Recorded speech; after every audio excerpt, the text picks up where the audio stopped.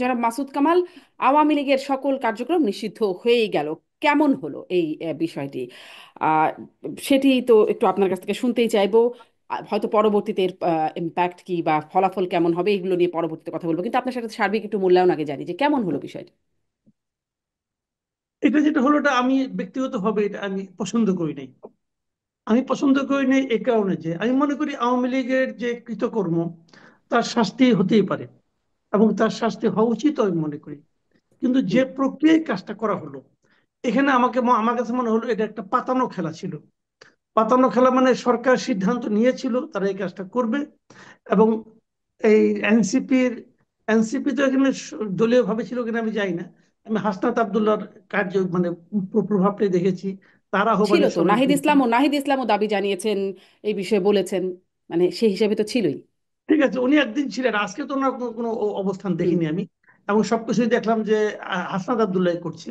এবং আমার কাছে মনে হয়েছে যে এদেরকে বলা হয়েছিল তোমরা এরকম একটা দাবি করো, তাহলে আমাদের পক্ষে কাজটা করা সহজ হয়।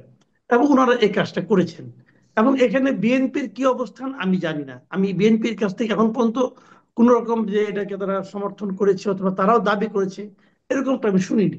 তবে আমি যতটুকু বিএনপি রাজনীতিটা বুঝি, বিএনপি এটা নিয়ে কোনো দ্বিমত করবে না।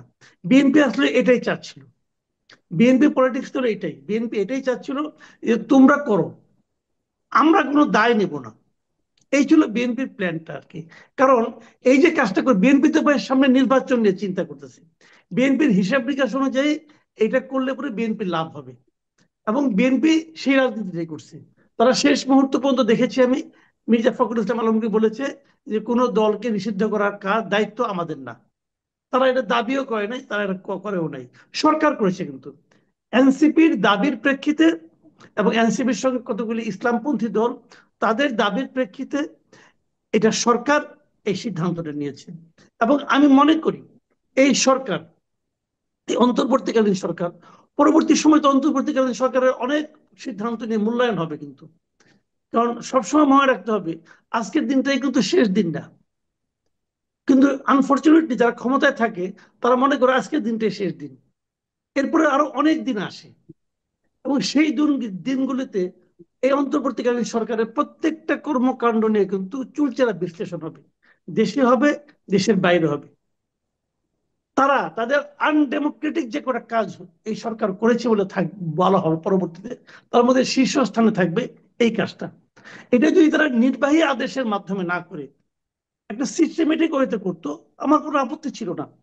তারা এই কাজটা করার জন্য হাসিনা সরকারের না, ঠিক আওয়ামী লীগ সরকারের একদম শুরুর দিকে একটা কালো আইনকে তারা তাদেরকে পুঁজি করতে হয়েছে। আমরা একটা আইনকে কালো আইন বলি কেন? আমরা একটা আইনকে কালো আইন বলি কেন? এই কারণে বলি যে এই আইনটা দ্বারা এমন এমন কাজ করা হয় যা নাকি স্বাভাবিক সময়ে স্বাভাবিক নিয়মে করা সম্ভব ছিল না। সেরকম একটা আইন প্রয়োগ করে তাদেরকে এই কাজটা করতে হয়েছে। এটা কোনো ভালো উদাহরণ হবে বলে আমার কাছে মনে হয় না।